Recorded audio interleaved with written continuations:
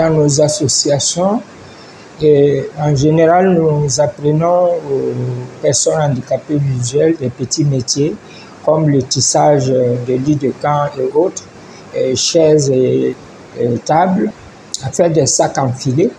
Et donc, quand ils arrivent, s'ils sont assez jeunes, ils intègrent ce programme-là de formation.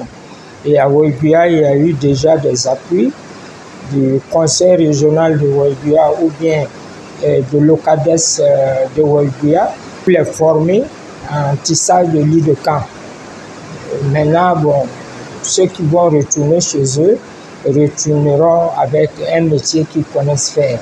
C'est les histoires de la vie. Ils se sont déplacés et la vie continue. C'est vrai que c'est pas facile, c'est dur, mais malgré le fait que ce soit dur, ils continuent leur vie. C'est toujours difficile pour eux, c'est difficile pour l'association, pour s'occuper d'eux.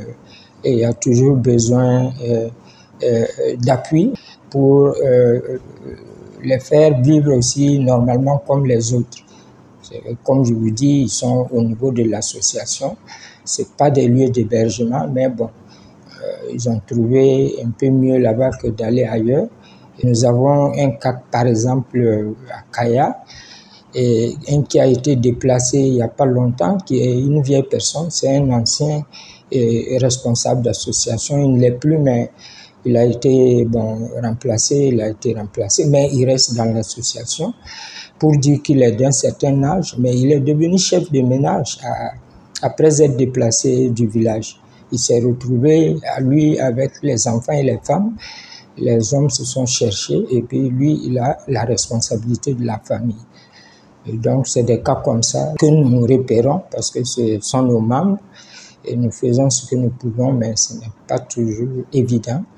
Et c'est bon aussi qu'il y ait quelque chose de fait de leur côté. Comme je dis, il est chef de ménage, il est handicapé visuel.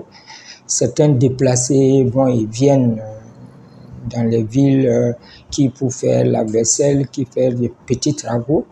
Mais eux, c'est un peu difficile quand même. C'est un peu un cri de cœur pour regarder un peu ces déplacés internes handicapés.